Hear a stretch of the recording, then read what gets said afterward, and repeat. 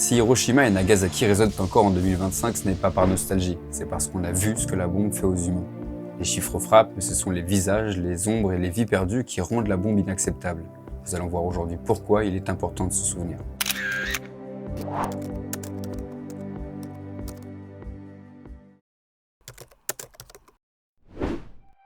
Quand la bombe explose, il y a 3 ordres de dégâts. D'abord par la destruction, avec des effondrements, des écrasements causant près de la moitié des morts liés aux bombes. Ensuite par les brûlures causées par les 4000 à 6000 degrés de l'explosion carbonisant les peaux. Les gens seront brûlés au 3e degré à plusieurs kilomètres. Et puis enfin par les effets des radiations, le sang cède, les leucémies et d'autres types de cancers apparaîtront plus tard. On dit qu'environ 12% des décès immédiats ou des semaines suivant l'explosion sont dus aux radiations. Dans les semaines et les mois qui suivirent, on observe de plus en plus de symptômes. Chute de cheveux, fièvre, hémorragie interne. Mais l'une des images les plus marquantes de ce drame, ça reste les shadow burns. Les shadow burns, ce sont des ombres humaines, pas au sens métaphorique. On parle vraiment de traces humaines ancrées dans la pierre. Par exemple, sur les marches de l'ancienne banque Sumitomo à Hiroshima, on voit une empreinte sombre. 3 employés s'y trouvaient au moment de l'explosion et ont été tués sur place. En 1971, la banque a fait don de ses marches au musée du Mémorial de la Paix, où les shadow burns restent l'une des horreurs les plus marquantes de cette journée. Les survivants de ce drame s'appellent les Hibakusha. À la fin de l'année 45, difficile d'avoir des chiffres fixes, des dizaines de milliers de morts, puis des dizaines de milliers de survivants malades. Leur nombre officiel diminue chaque année, il resterait moins de 100 000 personnes officiellement reconnues comme Hibakusha aujourd'hui. À long terme, les Hibakusha ont dû faire avec des maladies graves apparues des décennies après 1945. Psychologiquement aussi, des générations ont été complètement traumatisées et les Hibakusha portant les séquelles physiques de ce massacre ont été mis à l'écart par le reste de la société. Après la guerre, beaucoup de Japonais voyaient les Hibakusha comme porteurs de maladies ou de malédictions génétiques. Les femmes touchées par les radiations avaient du mal à se marier, on disait que leurs enfants seraient déformés, et des employeurs refusaient les yeux dans les yeux des candidats parce que c'était des Hibakusha. La rumeur du monstre issu de la bombe a hanté la vie de nombreux d'entre eux. Par exemple, on estime qu'en 2025, encore un tiers des Hibakusha cherchaient à se marier secrètement à l'étranger pour échapper aux préjugés. L'État japonais a mis en place des aides, mais ça ne rendra pas aux Hibakusha ce qu'ils ont perdu. Le gouvernement a offert des soins médicaux gratuits aux victimes et plus récemment lancé des programmes d'indemnisation. En 2024, le Premier ministre Kishida, lui-même né à Hiroshima, a encore promis de nouvelles aides aux Hibakusha âgés. Ces symptômes tardifs ont même surpris les scientifiques de l'ère atomique. D'où l'importance de rappeler que personne n'avait vu l'ampleur de la contamination génétique et sanitaire qui allait suivre.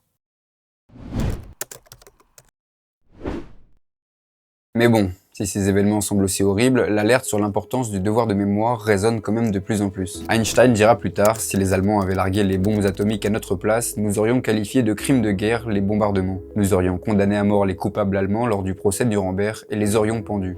Les Hibakusha vieillissent, les commémorations continuent tous les 6 août à Hiroshima.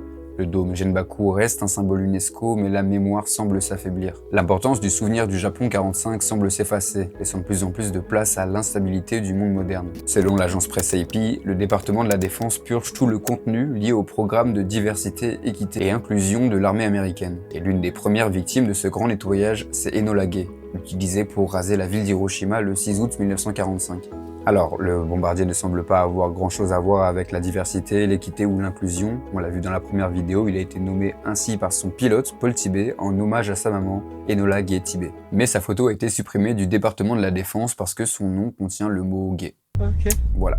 Le devoir de mémoire est primordial. Se rappeler du passé aide à comprendre le monde d'aujourd'hui et à appréhender l'avenir. Si on ne fait pas attention à ça, par manque de rigueur ou même par bêtise, le risque est de faire disparaître des éléments importants de notre histoire. Donc oui, se souvenir demande du travail, archives, éducation, transmission, sinon l'histoire devient un concept vague qu'on réécrit par négligence.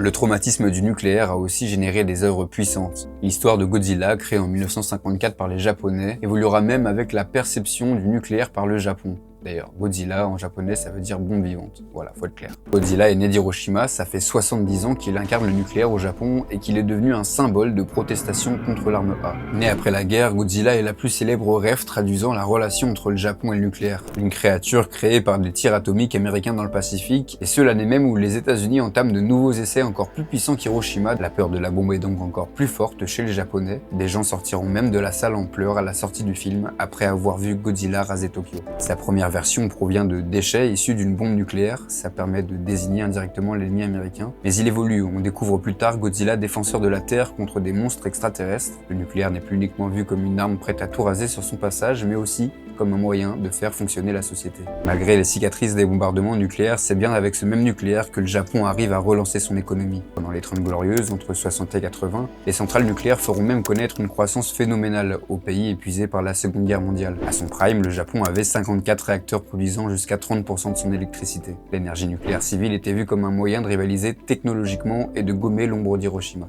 Une dernière petite anecdote sur notre créature nucléaire, en 98, Godzilla devient même américain. Roland Emmerich joue à fond la carte patriotique, faisant oublier Hiroshima et Nagasaki. Dans son film, il prétendra même que le monstre proviendrait d'essais nucléaires français. Voilà pour Godzilla, qui dans notre histoire n'aura pas grand intérêt à affronter King Kong. Difficile également de ne pas parler de l'univers d'Hayao Miyazaki, très influencé par la guerre qu'il a vécue durant son enfance. Ces décors très naturels se mélangent régulièrement avec une aviation ou des éléments mécaniques et modernes, transformant son univers comme un monde aux allures parfois apocalyptiques. Son film Porco Rosso se base même sur l'histoire d'un aviateur de l'armée italienne dans l'entre-deux-guerres. On pourrait aussi évoquer le film d'animation Barfugen, paru en 1983, qui a grandement contribué à sensibiliser le public aux séquelles nucléaires. Genbaku no Ko est aujourd'hui vu comme l'un des films les plus émouvants sur le traumatisme atomique. Sorti en 52, il parle du destin d'orphelins et d'enseignants d'Hiroshima après le 6 août 45. L'histoire du nucléaire au Japon sera également retransmise dans les mangas. Il faut évidemment mentionner Adachi no Gen, qui a inspiré Barfugen, que l'on vient d'évoquer. Et le roman Kurohime, qui se traduirait par Pluie noire, publié en 1965, permettra d'aider à fixer le récit collectif du traumatisme.